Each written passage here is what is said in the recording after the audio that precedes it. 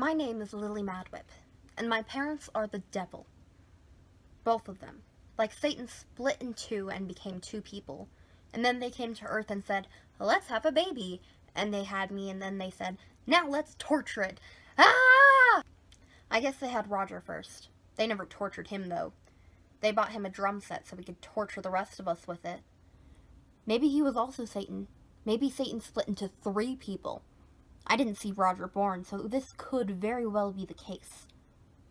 Hey, Lily, where's Pascal? That's not Satan. That's Jamal. He's riding the bus with me like he always does. He and 2 other boys ride to my school and then hang out until the rest of us all go in. And then they walk down to their Catholic school. Jamal is my neighbor and probably the closest thing I got to a friend. He'd also probably be dead now if it wasn't for me. Then again, things seem to die when I'm around, so maybe he wouldn't have almost died if he wasn't with me. I'm just going to blame my plastic paratrooper for that one. Aw man, my plastic paratrooper's still up there in that tree. He must be cold. It's Pashkar, not Pascal, and I don't know where he is. My devil dad took him, I tell Jamal. Uh-oh, did you do something? That's a big question. Did I do something? I got my brother Roger killed 3 months ago, and then I let my therapist die to a food allergy. You, Jamal, you still have nightmares about all the dead animals we found in the forest thanks to me. I made Lisa Welch break her teeth on the playground, but you don't know Lisa Welch. You're so lucky you don't know Lisa Welch and her crew of jerk girls. Can I start going to Catholic school, I wonder? I believe in angels and God, and definitely the devil now. Stupid devil parents. No, I said. Then there was the entire pet store at the mall. That was like a plague of biblical proportions. Proportions mean size. Like you get food in portions, and those are small. Then you get proportions, and those are big. In other words, it was a big, bad thing. Dead puppies and kitties everywhere. I think I did that somehow, because I got too close to the angel of death. Something about me and her, the lady in black. If we get too close, things die. People die. I wonder if she was in the woods behind my house the day all those animals died. She scares me. Jamal's friend, Greg, leans over the bus seat and grins at me. Greg has bright orange hair. I don't think it's natural. Like, who has hair that orange? Jamal says it's ginger, but I've seen gingerbread man, and they're brown like my hair. Other people say Greg's hair is red. I don't know why you don't just call orange hair orange. Maybe your angel doll flew back to heaven, Greg says. You'll never know, I mutter. If either of us isn't getting into heaven, it's the girl who kills everybody. Greg takes heaven and hell very seriously. Jamal shoves Greg away. So you can't see the future without Pascal, right? Pashkar, and yes, I can. Greg pops up again. Then what's going to happen to me, Lily? Nothing. Nothing's going to happen to Greg. Stupid Greg and his stupid orange, not orange hair. I don't have anything against people with orange hair, but Greg is the only one I know, and he's stupid. You're going to die sad and alone, I say. Greg doesn't like that answer. I don't even know if it's true. I can't see that far into the future. Pashkar would know. He knows things like that. Pashkar knows everything. And he always comes back to me. He's always come back before, at least. I spent all day yesterday looking for him. I called for him, but he didn't respond. I can usually hear him regardless of whether he's in a box or a drawer or under my Wonder Woman blankets. I hear Pashkar in my head, not my ears. When I couldn't find him, I begged my mom to let me have him back. I promised that I'd talk to her and Dad. I promised that I wouldn't keep any secrets.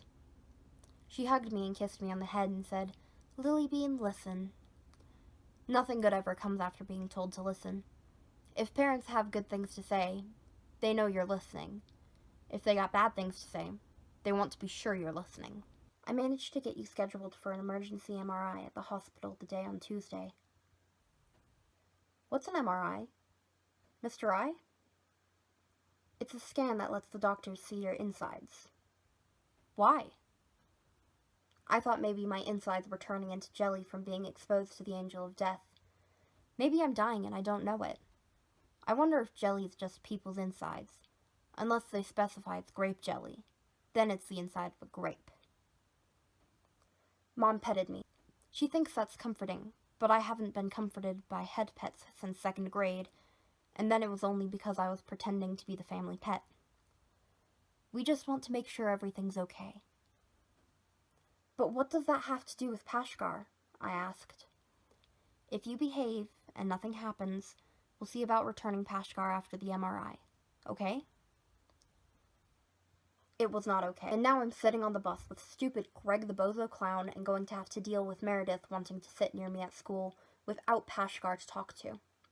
Sure enough, I get to school and see Meredith standing by the swings, watching for me, so I go sit by the baseball diamond to watch Jamal play kickball. Nobody's going to get hit in the crotch today, but I hope that Meredith doesn't spot me. Greg runs by and throws his backpack with the others. He sticks his middle finger up at me and his tongue out. He is not going to heaven. Where's Pashgar? Oh shit, it's Meredith. Oh crud, I said the S word. No, it was okay. It was in my head. He's at home, I tell her, inching over a bit on the bench as she sits down. Meredith sets things on fire, at least according to her melted Barbie angel, Nathaniel. She's got him sticking up out of her backpack, looking at me with its melted lump hand waving at me. Did you hear about what happened at the mall on Saturday? I sigh quietly. Meredith continues. I heard there was a terrorist attack, like a bunch of people died.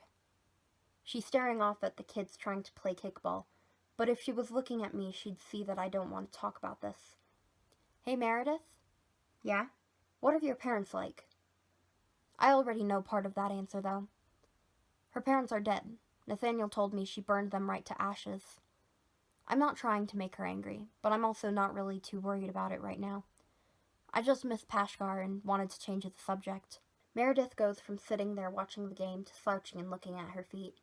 I can tell my question upset her, and I feel bad, but I also feel like I need to know more if I'm going to be safe around her. She wants to be my friend, and that's more than most people want. Except Jamal. They died in a fire. Nathaniel remains quiet.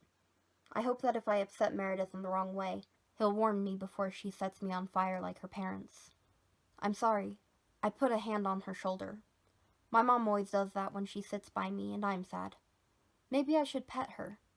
But then I don't like that, and people might see us, so it might be weird. Do they know what caused the fire? I don't... Oh no, she's crying. I'm supposed to hug her, right? Tears on the playground are a sign of weakness. We can't let Lisa Welch's crew of jerk girls see Meredith crying. I hug Meredith.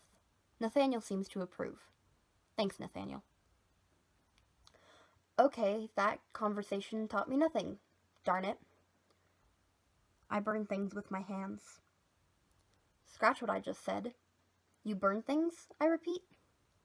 Meredith nods and wipes her eyes. The side of her face she hides under her hair is still all red and waxy looking, but she can't help that. She's blubbering a bit, which is like crying and not like whale fat, because whale fat's not an action word. My hands get real hot, and whatever I touch gets burned.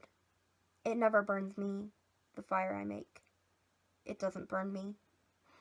Usually I have to touch things with my hands to burn them, but one time fire started and I knew it was me because I was angry and my hands got hot.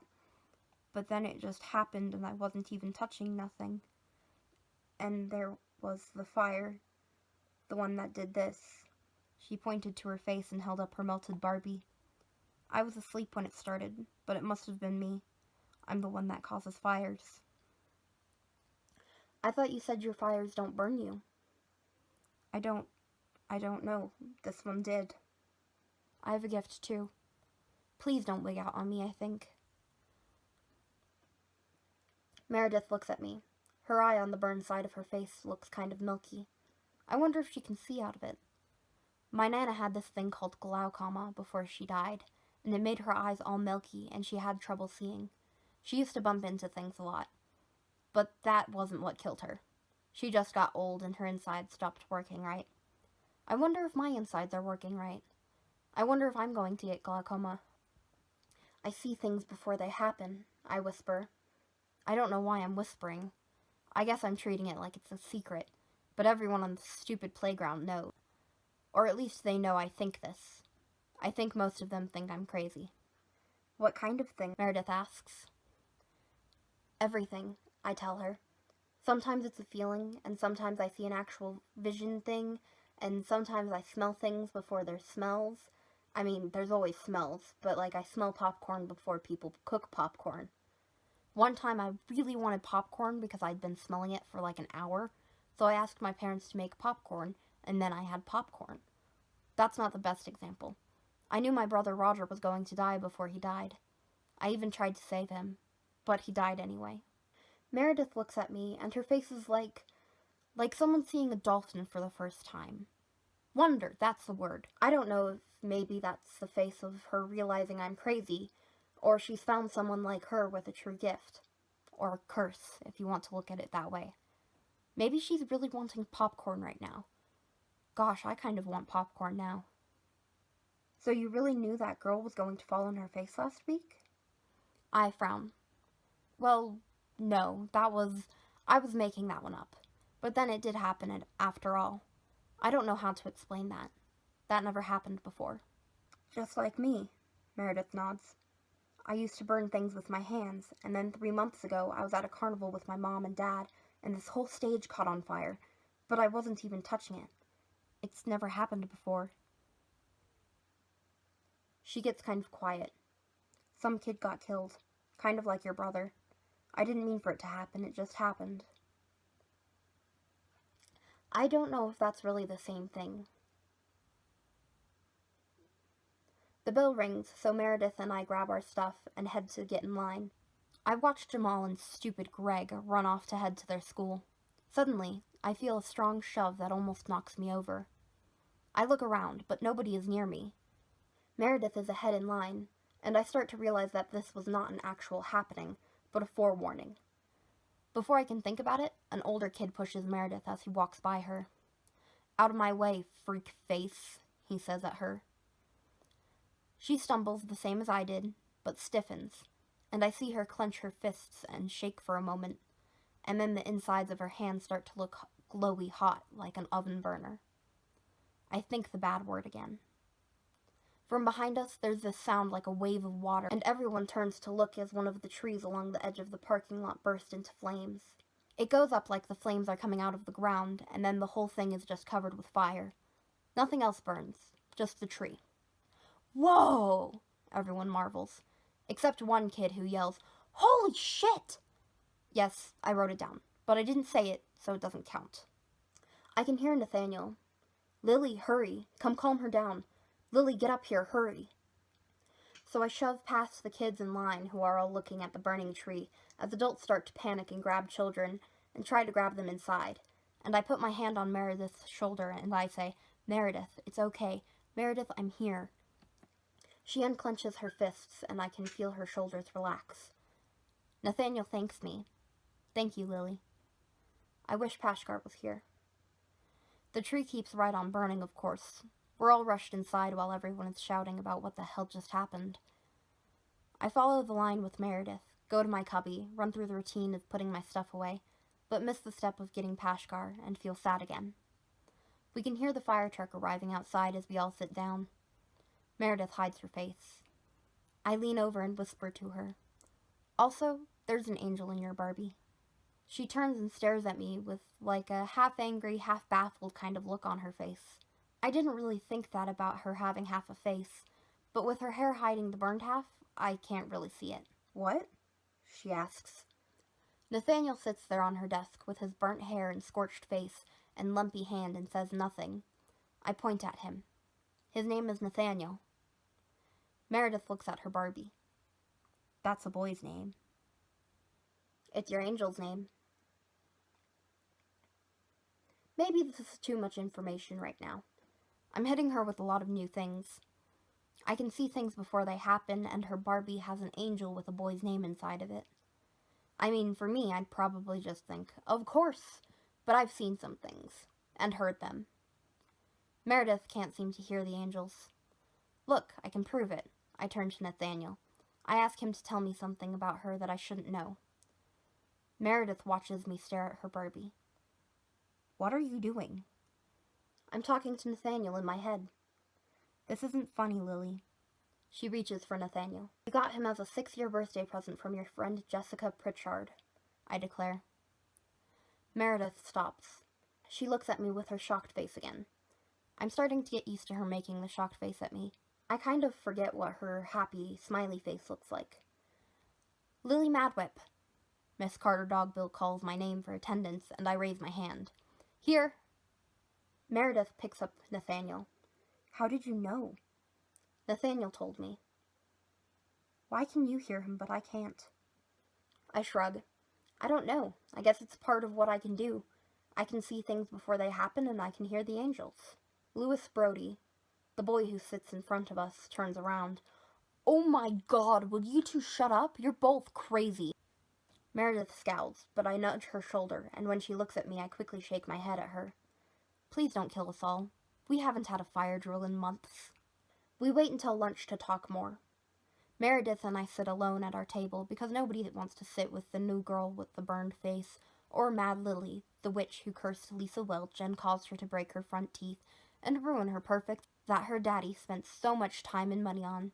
Stupid Lisa Welch. I haven't seen her since last week, and I'm glad.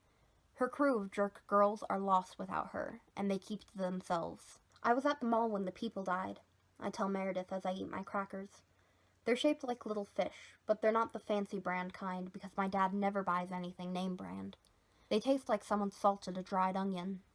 Meredith looks at me, but says nothing. She can't talk because she's got a peanut butter sandwich in her mouth, and the white bread is sticking to the roof of her mouth with the peanut butter on it. It looks kind of funny to watch her try to peel it off with her tongue. It wasn't terrorists. It was a lady dressed in black. There was black smoke around her feet, and everything got real quiet, like your head was underwater. I couldn't hear anything. Except the angel. She had an angel with her like we do. Usually. Oh, Pashkar. Hmm? Meredith says. That means yeah in peanut butter mouth. I didn't see it on her, but it spoke to me. It told me just to run, and that we couldn't be close because it was bad. And then the pet store just got wiped out. Just everything died. I clearly have her undivided attention because she stopped chewing and just stares at me with bug eyes.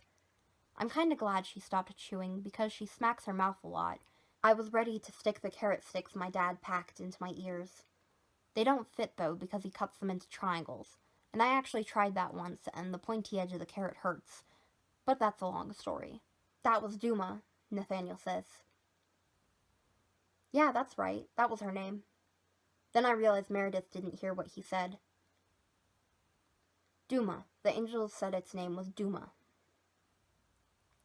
Duma is silence, Nathaniel tells me. Duma is retribution for the wicked. I have no idea what that means, I tell Nathaniel. Meredith just sits there looking perplexed. It must be confusing not hearing half of a conversation. I feel like I should repeat what Nathaniel says, but then to me it'd sound like an echo, and to others it'd look like I'm talking to myself. The lunchtime monitor, Miss Grayson, already gave me a funny look just a moment ago. Duma collects the souls of bad people. Fine. I can't take Meredith not knowing what's going on. Besides, she might get angry that I'm having a secret conversation with her melted Barbie and burn the whole school down. The angel with the black fog lady is called Duma, and he punishes bad people by killing them, apparently. Close enough, says Nathaniel. He's not like Pashkar in so many ways, like the fact that he's a naked Barbie. But does that mean all the animals in the pet store were bad? I ask. Meredith shrugs and finishes chewing her sandwich. Maybe they peed on their owners. I don't think peeing on someone when you're a pet makes you a bad person. Maybe if you were a person, that'd be different. Nathaniel interrupts. When two of you come within close proximity... What? Of each other, it amplifies. Stop! Jesus Christ! Why does your angel have to talk like he's a scientist in a sci-fi movie? Meredith pats Nathaniel. Because he's smarter than your angel. I doubt that. Pashkar knows everything. Yours doesn't know some stuff. Like what? Like how to use words I know what they mean? I don't want to get into this.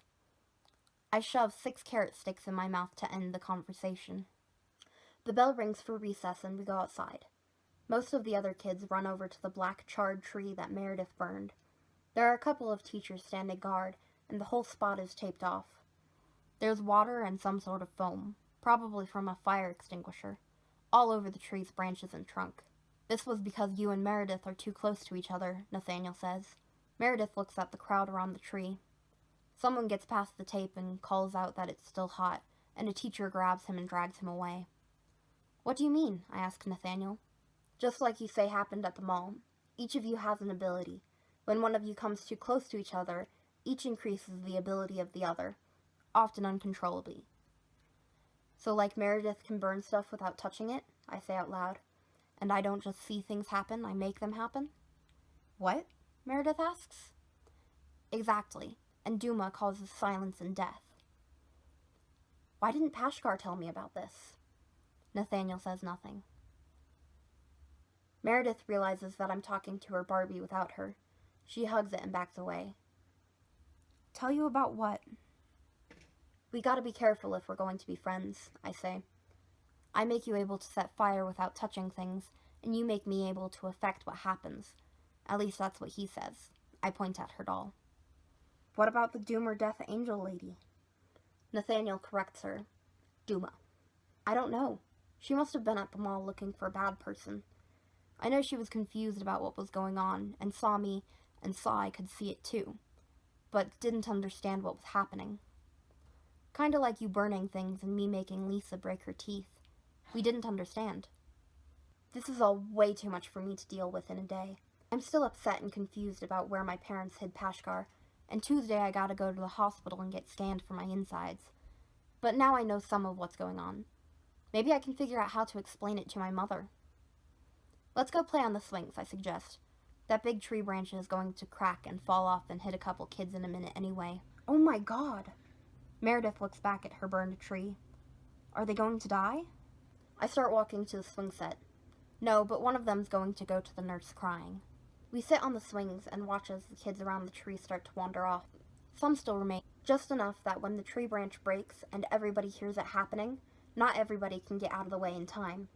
It falls on the 2 I saw it happen to, and one of them laughs it off with his friends, while the other, who took the heavier end on his shoulder, is helped away crying by one of the playground monitors. Do you think you made that happen? Meredith asks me. Not this time. I feel a little better when I get home. Mom and Dad still won't believe me about angels and knowing what happens before it happens, but at least I know I won't kill them both by saying it will happen. At least not if Meredith isn't there. Dad sits out on the front porch and waves to me as he sees me coming down the street. I got you something. He hands me a harmonica. I don't know how to play a harmonica, I tell him. He smiles. He hasn't smiled really like this since Roger died. I'll teach you. I kind of want to learn to play the drums like Roger did. He looks away and I can see him getting misty. Not like fog, but like he's crying but trying to hide it. I give him a hug and he hugs me back. Dad? Yeah? I didn't do it. I know, sweetie. It's a nice harmonica. It's all shiny and silver and says Blues Band on it.